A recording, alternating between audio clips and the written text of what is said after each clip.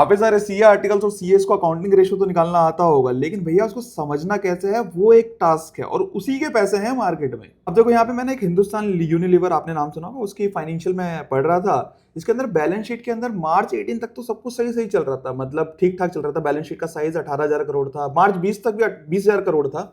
अब मार्च 21 के अंदर एकदम से 70,000 करोड़ का उसका बैलेंस शीट का साइज हो गया। अब मैंने जाके देखा तो कंपनी ने ना एक बिजनेस एक्वायर करा था हॉर्लिक्स नाम से, ठीक है।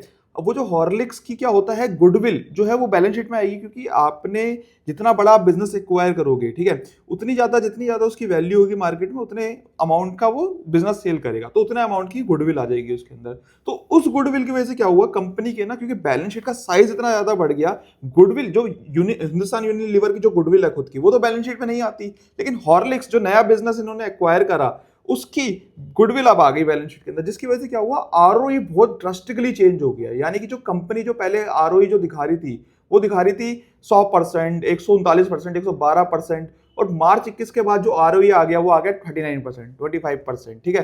तो अब यहां पर क्या है, कई लोग सोचेंगे कि यार आरओई मतलब रिटर्न ऑन इक्विटी गिर गया, लेकिन एक्चुअल में the thing is Hindustan Lever की खुद की गुडविल जनरेटेड है, तो वो बैलेंस शीट में नहीं दिखाती है, ठीक है। लेकिन जैसे ही एक्वायर करा बिजनेस को, तो उसकी गुडविल बैलेंस शीट में आ गई, जिसकी वजह से क्या हुआ, मेरा जो आरओई है वो सिग्निफिकेंटली रिड्यूस हो गया। इस एग्जांपल के थ्रू मैं आपको यही चीज समझाना चाह रहा हूँ कि भैया सिर्फ निकालने का पर्पज नहीं है आरओई, सिर्फ कि भैया आपको लगेगा 100% से 30% आ गया, ठीक है, 70% गिर गया, भाई इसको समझना ज्यादा इंपॉर्टेंट है।